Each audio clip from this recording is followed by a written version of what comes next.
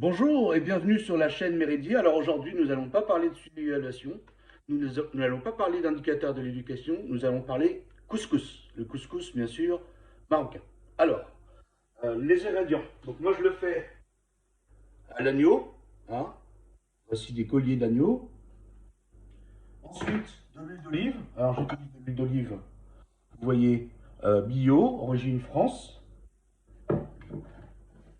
J'ai coupé des oignons, pas trop petits, à peu près cette taille, un demi-centimètre de largeur. Des tomates qui sont ici. Et pour les légumes, nous avons des carottes, coupées à peu près en 3-4 cm, courgettes, navets. Puis en fin de cuisson, je vais rajouter du butternut, environ un quart d'heure de cuisson. Alors pour la semoule, vous prenez du grain moyen. Ça c'est du grain moyen pour faire le couscous. Pour les épices, c'est très important, le ras el hanout, ça veut dire en arabe l'ensemble d'épices. Je prends un peu de curcuma, je mets un peu de muscade pour les légumes, tout de girofle, sel et poivre.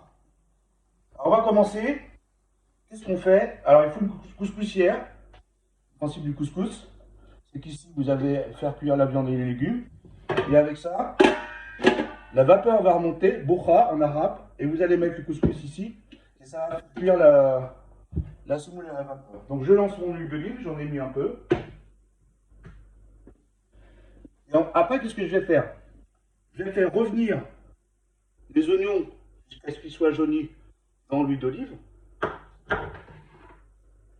Je vais mettre la viande que je vais juste faire saisir sur chaque face. Pardon le chat. Et puis ensuite, je vais rajouter les tomates pour que ça fasse une sauce. Alors sur la viande, on rajoute les épices, du safran si vous avez, curcuma. Vous pouvez mettre du persil aussi, j'en mettrai en fin de cuisson. Donc là, je vais revenir chauffer mon huile d'olive. Après, je vais mettre les oignons, la viande, puis après, je vais mettre dans l'ordre les carottes. Alors après, je vais recouvrir d'eau, juste les carottes, puis après les navets, et puis les courgettes. Donc ça, les temps de cuisson, hein, ça prend facilement 3 heures à faire pour 6 personnes, hein, à peu près. Voilà. Alors ça, c'est l'étape numéro 1. Maintenant, je vais vous montrer la cuisson. Ce qui est important aussi, c'est d'humidifier la semoule. Donc je mets un peu d'eau tiède, parce que si elle n'est pas humidifiée, déjà ça va passer à travers les, les trous de la passoire, et puis surtout ça va jamais cuire. Donc j'humidifie un peu ma semoule, j'en mets un peu partout, je suis désolé.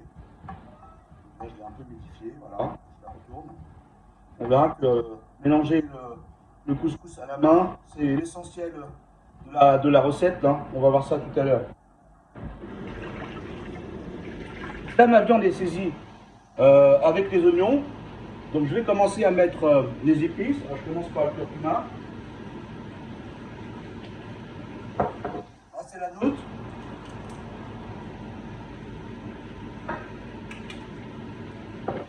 La muscade, je la mettrai après. Je mets un peu de clou de girofle. Ça, c'est pas vraiment marocain, mais c'est ma façon pour donner du goût. Surtout, ce qui est important, ce que je vais vous montrer ici, du beurre. Il faudra le faire plusieurs fois, même quand la semoule sera chaude. Normalement, il faut pouvoir mettre du beurre et puis séparer les grains de. Alors vous allez venir voir ici. J'ai mis du beurre, il faudra avec les mains, avec une fourchette. Moi je ne brûle pas les mains. Je sépare les grains pour que ça s'aère et que ça puisse cuire. Il faut la retourner couscous parce qu'en fait, la semoule, ben, ça va cuire à la vapeur, ça prend du temps. Je vais compter 3h30 de cuisson. Je vais mettre du beurre ici. Quand j'aurai mis de l'eau, voilà, je mettrai la semoule par-dessus. Là, ce que je fais, pour éviter que ça brûle, je mets tomate.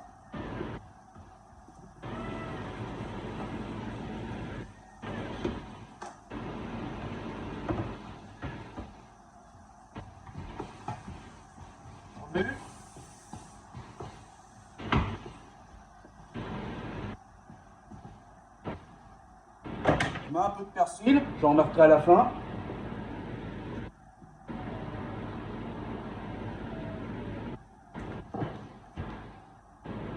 Là, je peux commencer à mettre ma semoule.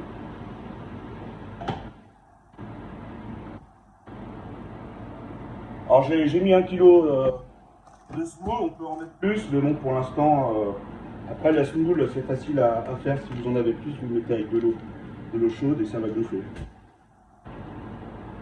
Je présente bien, avec ça mijote avec le jus des tomates et de l'eau. Je rajoute mes carottes.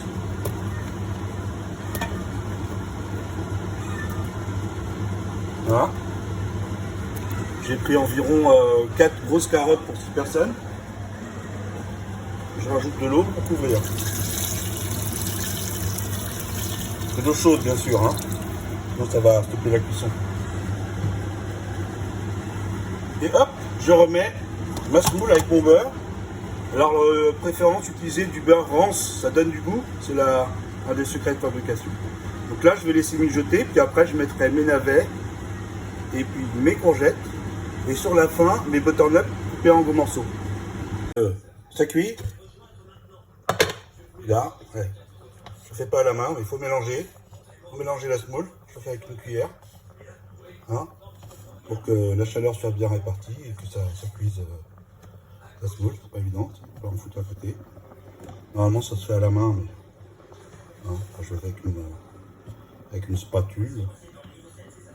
Voilà, donc vous voyez, j'ai mis mes navets et puis mes courgettes, je les mettrai après. Des butternuts. Pour les quantités, j'ai pris 4 grosses carottes, 4 grosses courgettes, un butternut et un gros morceau de navet. Ou disons 3 navets, ça suffit.